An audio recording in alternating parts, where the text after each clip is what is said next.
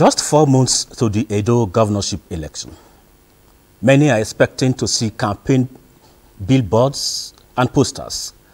But to the greatest surprise of many, what they see is the gavel, hunting members in the State Assembly. It was free for all fight, as it were, for members of the Edo State House of Assembly, as the Speaker suspends 3 members for allegedly plotting a coup against him. Maybe it ended up as a phantom coup. Anyway, let's leave that issue there. Back to Abuja, the Federal Capital Territory.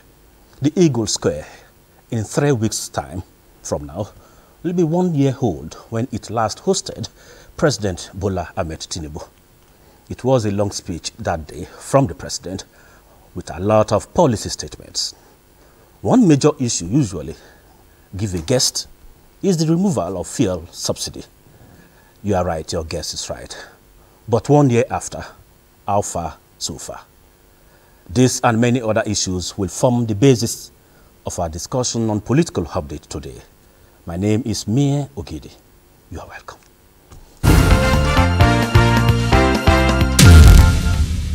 Ahmed Tinubu, do solemnly swear that you will be faithful and bear true allegiance to the Federal Republic of Nigeria, that as President of the Federal Republic of Nigeria, I will discharge my duties and perform my functions honestly. Provision is there for fuel subsidy. The fuel subsidy is gone. Your Excellencies, most distinguished invited guests. These are some memories of May 29, 2023, when the president was sworn in at the Eagle Square. It was quite a long day. And with me in the studio is one of the supporters of the All Progressives Congress, who has been analyzing issues before the election and even after the election. But now that the president is counting down to 1 year in office, it's always necessary to bring him back to discuss some of the issues. And he is also has deep knowledge in the area of oil and gas. He's an engineer and a professor in that case. Joining me in the studio is Professor Keilani Mohammed. You are welcome to Political Update. Thank you, and good afternoon, Nigerians. So I think you are so excited that at least the takeoff is usually very important, and the president in 3 weeks from now will be 1 year in office. And that day, in as far as that speech is concerned, the issue of fuel subsidy is gone, was a major one. And you have a deep knowledge in this sector. Do you think the removal of that fuel subsidy and the policies implemented so far are at home with you? So far, so good. A former workers' representative in NMPC, so I know, as you said, the knowledge very well.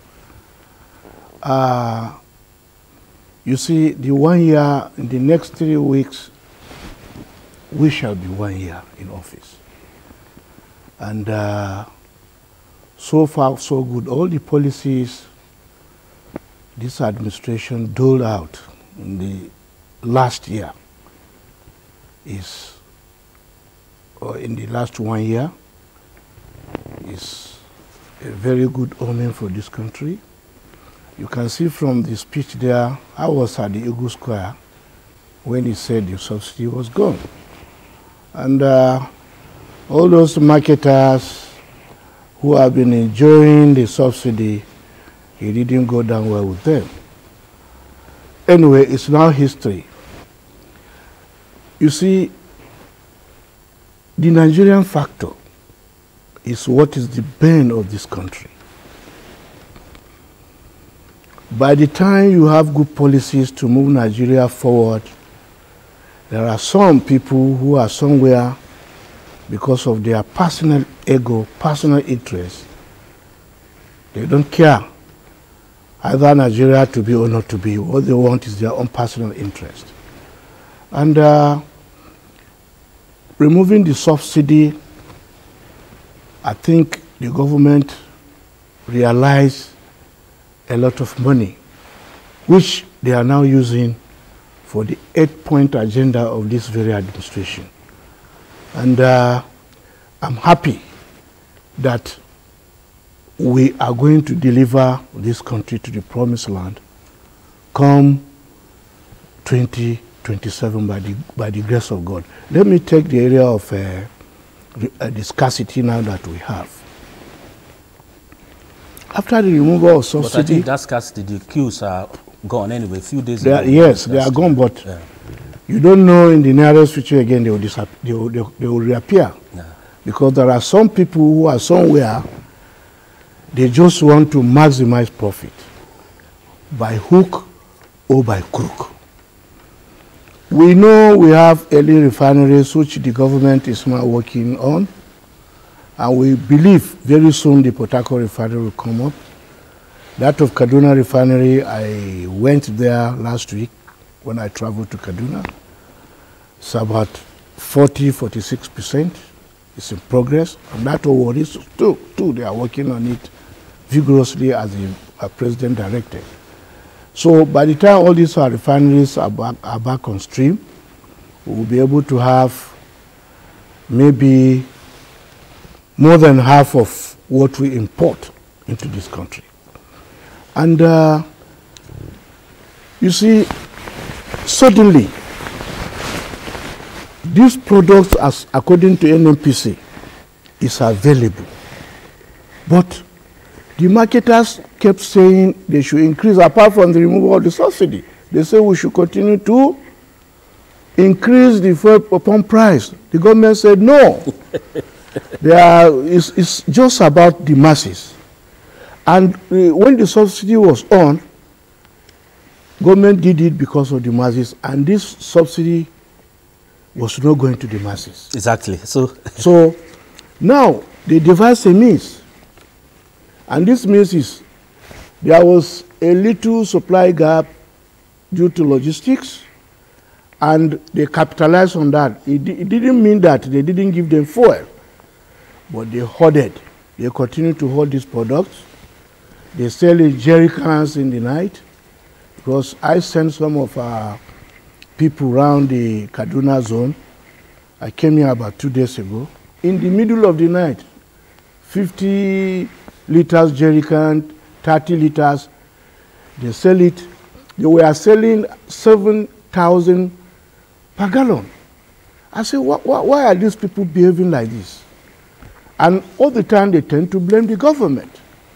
So this Nigerian factor, we have to make sure that is eradicated in this country. Okay, Mr. Mai, look at the issue of even dollar to Naira. Naira is appreciating. The Naira has appreciated, but the foodstuff, services and other commodities, up to now it has not come down. Why? It's a Nigerian factor. And I believe maybe some people are doing it because they don't like this government. And this government already has expended about 20 million US dollars into the economy in the last 1 year, which we believe what we are trying to do is the yearning or the clamoring of physical stability of the economy. Exactly. And economic prosperity. Okay, Prof, that's what we want. That we have adjusted some time on the area of fuel subsidy and the dollar Naira appreciation.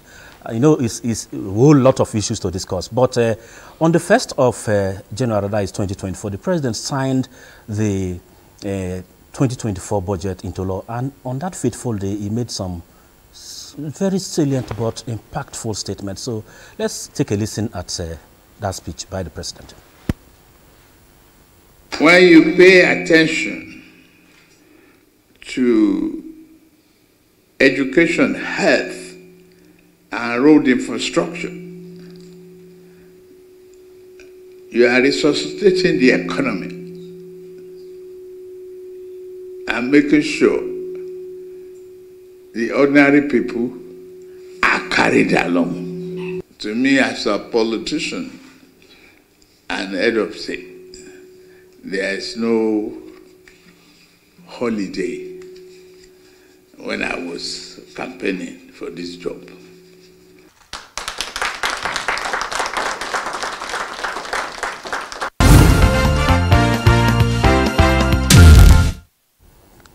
He made that statement on the 1st of January. That was New Year Day when he signed that the appropriation bill into law, and he said no holiday even on New Year Day.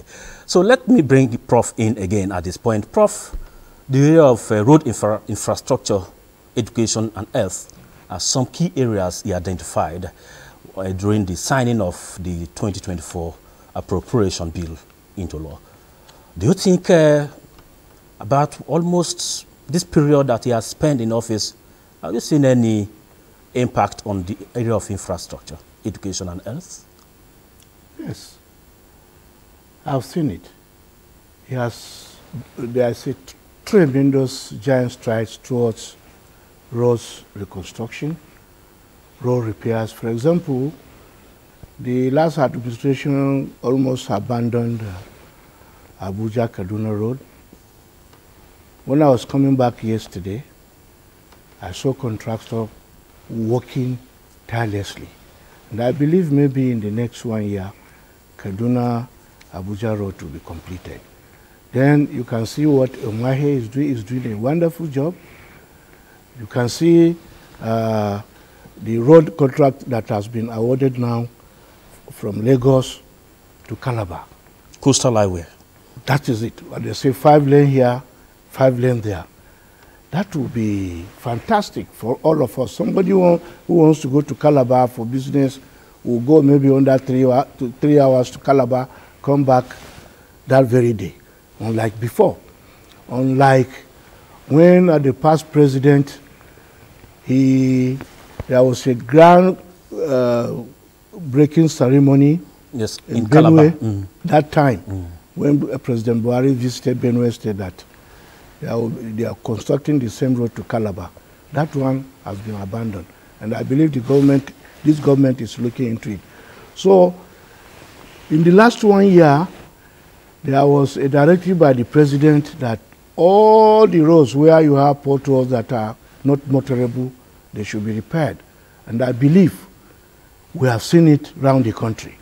So the only thing that we need now on the roads is for us to make sure that that policy is properly implemented. And he has a minister who is tirelessly, you have been seeing him on NTA on the media, going around all the federal roads, those 61 federal roads that the last administration started. I believe that of Lambata to Bida, from Bida to Makwa to Ibadan to Lagos, is a progress. The one from Kano to Maiduguri, I think that one is already completed. So you need to, Nigerians must give kudos to this government. All we need is all hands must be on deck to support this government to make sure that all these good policies are carried out. Let me give you an example before I come to education and other areas. We are calling on Alhaji Atiku as an opposition leader to please, should stop mocking the government, because in the last 3 days, the papers are washed with mocking the government, mocking the president. We don't know why. In developed climes, after elections, all those that lost out, they will come together. Work with the government. Their interest is the nation, the national, the nationality of that country is what they are always after, so that the government will deliver the dividends of democracy to the people. But as the government fired back yesterday, that is distorting facts just to manipulate for his own selfish end. Okay. We want him to please key in. Obviously, also key him. I had him attacking Umeha about that Lagos Calabar Road. They are developing the roads for the people. People are suffering. So, okay, Prof. On the issue of education, Prof, okay.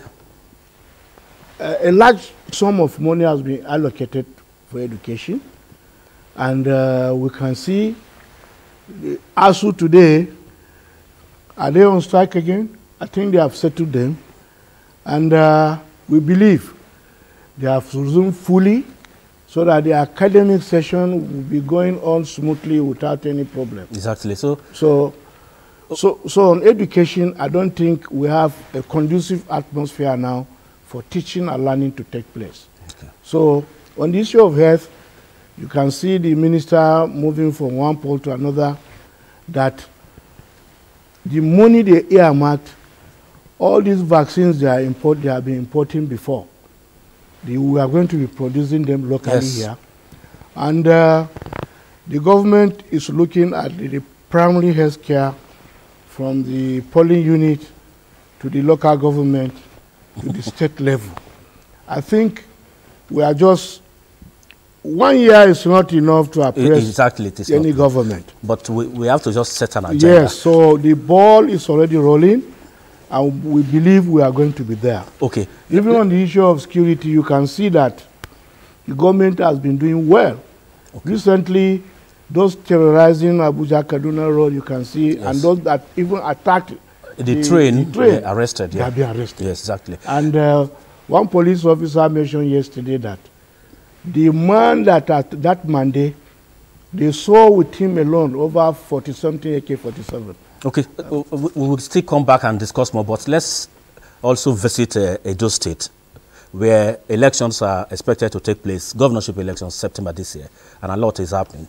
Because just yesterday, 3 lawmakers of the Edo State House of Assembly have been suspended indefinitely by the Speaker, Blessing Akpebuku, over alleged plot to impeach him and other principal officers of council of the House of Assembly. The Speaker made the pronouncement during Monday's plenary.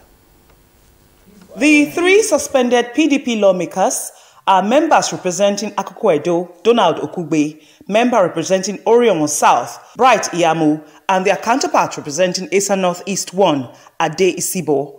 At the resumption of plenary, the Speaker, Blessing Akpebuku, alleged that the 3 suspended lawmakers were being influenced by external forces with the sole aim of causing chaos and disunity in the House. On the 30th of April, some members of this House plan to change the leadership of this House without policy, but to God be the glory, they were exposed, and you know the meaning and consequence of that failure. By this act of trying to create satanic disorder in Edo State Assembly, by this mode, these 2 members are hereby suspended from this House of Assembly indefinitely. The Speaker's pronouncement resulted in a rowdy session, with the 3 suspended lawmakers vehemently opposing the Speaker's decision.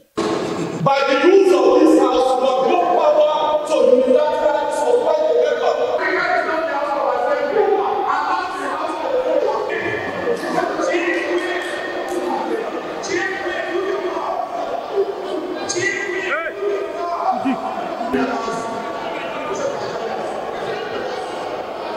This is the second suspension pronouncement made by the Speaker since his election as the leader of the 8th Assembly. He had earlier suspended the member representing Eastern South East for allegedly inciting members against his leadership.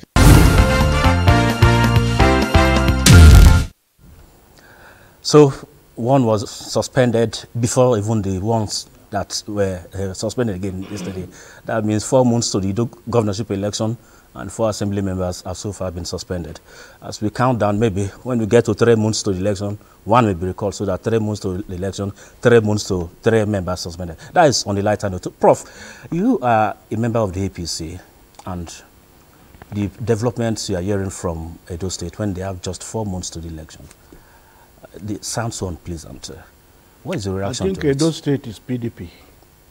Yeah, and it's a good omen for us.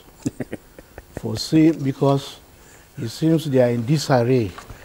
And the three suspended members are from PDP he kept too. suspending people. We are in a democratic setup, government of the people, by the people, for the people. Even if you want to suspend, you need to bring your people together in the state assembly, and then you put it into voting, not single-handedly suspending people. I think I advise the members of the Edo State Assembly to, as a matter of strident note of urgency, suspend that speaker, because it's not a democratic man. How can you all the time, because you are pompous, you are arrogant, you just come, you knock your hammer on the table, you say you are suspending people. Those constituencies that voted these people, would they be happy with him? And this one now is giving us away. That's why I want our APC to be more united in Odo State, so that we can pick the governorship seat in the next 3 months, as you said. This is good for us. They should continue to fight. But it's not good at all for democracy. When they should complete. Yes, I think it's better for us. So, if they had known, they're supposed to have come together to deliver the dividends of democracy to people, not on personal interest. Okay. What have they done? Have they given Edo people good roads, good health care system, education? They're supposed to measure what they have done so far, not fighting all the time, suspending people. Exactly. But they should continue, Mr. Mike. since the fight is in your favor. Yeah, it is, definitely. We are going to pick that government very soon. When they fight, the PDP family will divide. They are already divided. For the advantage of APC in Edo State. They are already divided. Okay. How many local government do they have? The constituencies... Prof, less on you know, you are a prof now, so now we have enough, we don't have time. Please, Mr. Mr. Speaker, continue to suspend them so that we will pick the leadership of that state very okay. Easy for us. Okay, Prof. Easily. Thank you very much on that yes. Funny, but somehow not. Your prayer, I don't think I can say amen to it for it anyway. But that is on a lighter note. I think that is the much you can take. You have really exhausted enough time over 22. But let me say something. Okay, just briefly. You see, please, Nigerians, let us come together. This country belongs to all of us. We don't have any other country. Let us make... somebody told us that Europe and their allies, they beamed the North and Nigeria. We are the richest country on earth. There is nothing we don't have. No, why are they dividing us? We should come together and make Nigeria a great place. Exactly. Then we are also calling on Mr. President, the confederation of all APC support groups and all other support groups. We did a wonderful job, though some northern elders are saying they will not vote for the president. We are going to vote for him. Thank you. But let him look back, give our people appointment, so that we will support him 2027 to build if he's coming back again. A very again. strong, formidable country. The economy should be very vibrant. Thank you very much. Thank you. Security of our people. Thank you very much. Thank you. Prof, you always tell me that time is never enough, and it can never be enough. When you are bringing me, give me 2 hours. Thank you very much, Prof. Professor Kilani, for coming to the studio to give your own perspective on the president's 1 year in office as we count down. Thank you very much, viewers. That is much you can take on today's edition on Political Update. My name is Mia Ogidi. Hope to see you again on Friday with another fresh perspective. Thank you very much.